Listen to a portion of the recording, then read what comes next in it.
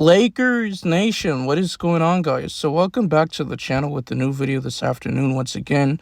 If you guys don't know who I am, my real name is Sheriff Fields. The channel is called Mr. 81. But if you guys don't know, today is a very important day. It is the NBA draft, and there's going to be tons of, trades happening and prospects, getting drafted to, certain teams and stuff like that. But today I do want to talk about the Lakers, particularly, trading in the draft, moving in the first round, even if it's not a lottery pick, but at least the first round, like top 20th. In my personal opinion, I know we don't have a first round pick. We only have the 55th overall pick in the second round.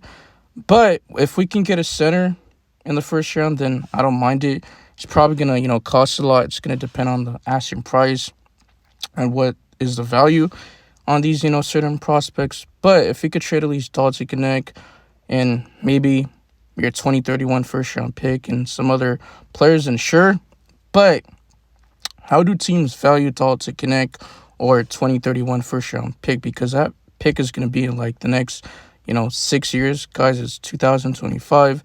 So teams are either going to value Dalton Knecht more than the picks, or they're going to value the picks more than Dalton Knecht. Yes, he's younger.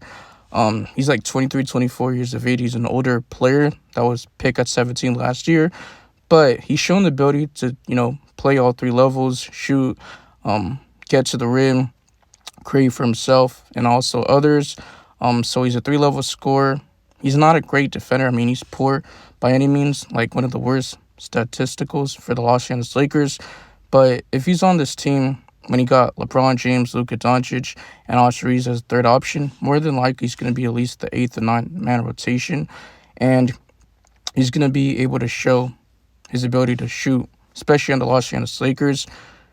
Whereas if he goes to like a tanking team or like a rebuilding team, like for example, like the Charlotte Hornets, then I could see him flourishing. But I'm just mentioning that for example. Now I do want to talk about Danny Wolf. He's a center that has been working out for several teams. I'm pretty sure he was on the Clutch, Sports Pro at the Lakers facility, and his college teammate was Vladislav Goldin. I'm pretty sure the Lakers did work him out, but he's supposed to be projected in the second round. While Danny Wolf, his projected draft range is like somewhere mid first round, if not late first round picks. So I doubt the Lakers get him, but I just thought about making this video. Now let's break it down. But he is 21 years of age, so he's young.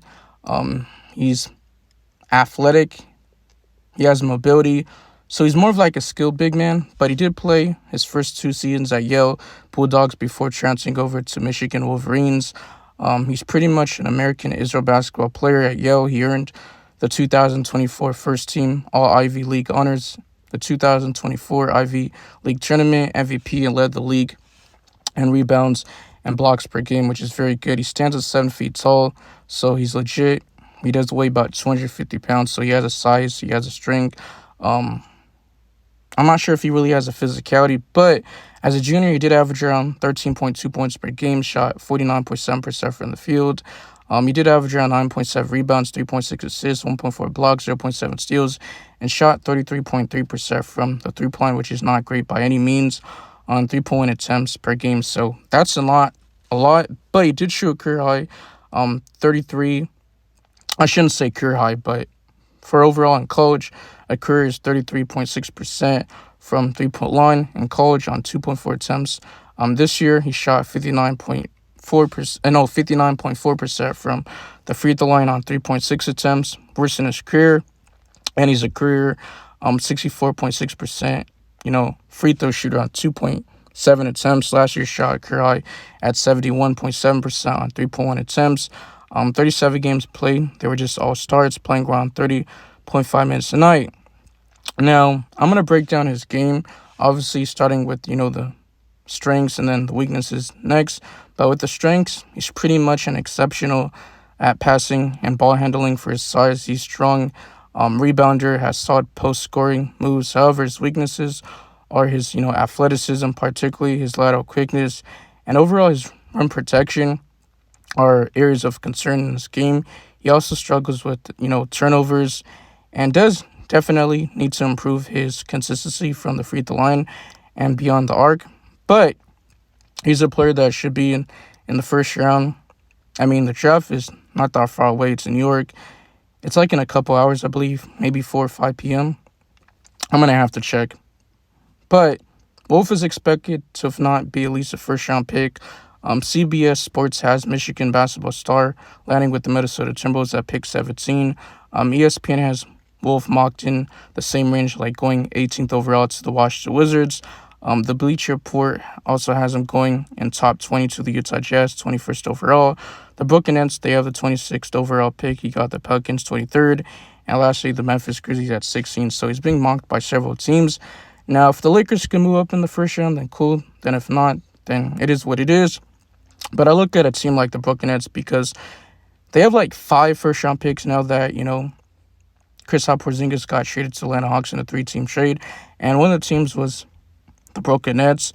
Now they have, 8, 19, 26, 27, and they got the second-round pick, 36. But like I said, he's being mocked 26, so it will be cool if we can, trade some of our pieces to go get him. But the Brooklyn Nets, if they draft 5 guys, it's going to be half the roster, right? Because it should be only at least 15 players on the roster. Are you really going to draft, 5 young guys on your team? And also, you got Nick Claxton. He's a star-level center. He's a realistic option for the Lakers, so he's been rumored to the Lakers, right? You also got your backup center, and Day'Ron Sharpe. He's a restricted free agent. So they're going to have to make some tough decisions. They want expiring contracts, which is very valuable.